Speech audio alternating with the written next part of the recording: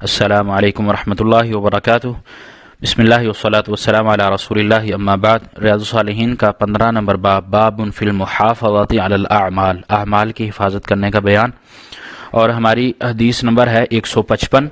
وعن عبداللہ بن عمرو بن العاص رضی اللہ عنہما قال، سیدنا عبداللہ بن عمر بن عاص رضی اللہ تعالیٰ عنہما روایت کہتے ہیں قال علی رسول اللہ صلی اللہ علیہ وسلم، کہ رسول اللہ صلی اللہ علیہ وسلم نے مجھے حکم دیا یا مجھے فرمایا، مجھے ارشاد کیا، یا عبداللہ، اے عبداللہ، یعنی اے اللہ کے بندے۔ عبداللہ کا مطلب اے اللہ کے بندے ہوتا ہے۔ اے اللہ کے بندے، لا تکن مثل فلان، کہ تم فلاں شخص کی طرح مت ہونا، یا فلاں شخص کی طرح نہ بن جانا، نہ ہو جانا۔ کانا یقوم اللیل، وہ رات کو قیام کرتا تھا، یعنی نوافل پڑھتا تھا۔ فترک قیام اللیل، اور پھر اس نے وہ اکتا کر یا اس نے وہ رات کا قیام چھوڑ دیا۔ متفق علیہ، یہ بخاری اور مسلم کی حدیث ہے۔ رسول اللہ صلی اللہ علیہ وسلم کا یہاں عام بیان جو ہمیں اس حدیث سے سمجھ آتا ہے کہ اللہ کے نبی علیہ الصلاۃ والسلام کی یہ خوبی تھی،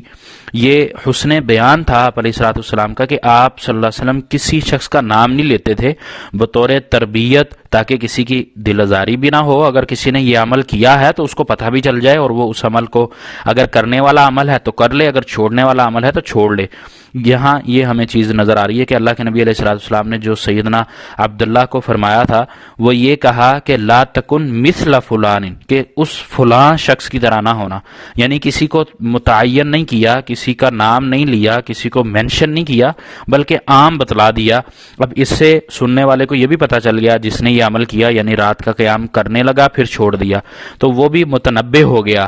کہ یہ حکم جو اللہ کے نبی نے دیا ہے، یہ عمل درست نہیں ہے کہ میں نے رات کا قیام کر لیا اور پھر چھوڑ دیا۔ وہ بھی متنبہ ہو گیا، اس کو بھی تنبیہ ہو گئی، اور اللہ کے نبی صلی اللہ علیہ وسلم کا فرمان بھی سب تک پہنچ گیا۔ تو یہ اللہ کے نبی صلی اللہ علیہ وسلم کا حسن بیان تھا کہ آپ صلی اللہ علیہ وسلم اس طرح بیان کرتے تھے، اور ہمیں بھی یہ ترغیب دلائی جا رہی ہے کہ ہم بھی اگر کسی کی اصلاح کے لیے کوئی بات کریں تو اس کو ڈائریکٹ ہٹ نہ کریں، بلکہ اس کی تربیت کو اچھے انداز سے بیان کریں، تاکہ اس کو محسوس بھی نہ ہو اور اس کی تربیت کا پہلو بھی اجاگر ہو جائے اور اس کو اپنی غلطی کا پتہ بھی چل جائے۔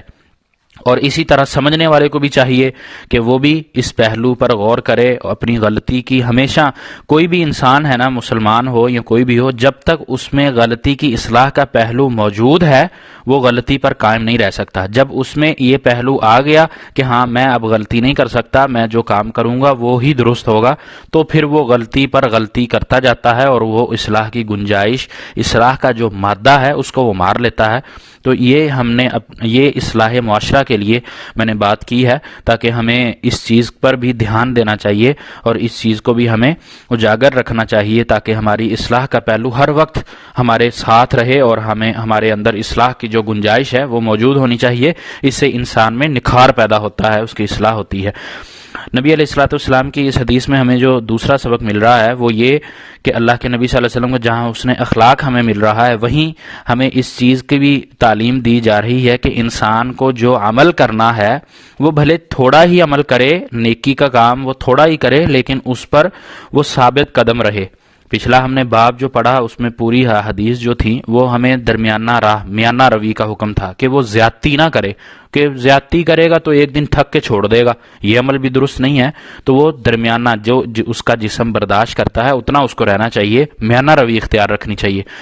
اور اس باب میں ہمیں یہ تعلیم دی جا رہی ہے، اس حدیث سے ہمیں یہ بتایا جا رہا ہے کہ نیک عمل کرو اور اس پر ثابت قدم رہو، اس کی حفاظت کرو۔ جو عمل تم نے کر لیا ہے اس پر ہمیشگی اختیار کرو، جب ہمیشگی اختیار کرو گے تو اس عمل کی حفاظت ہوگی، اس پر تمہارا کنٹینیو رہنا آسان ہو جائے گا۔ اور اسی طرح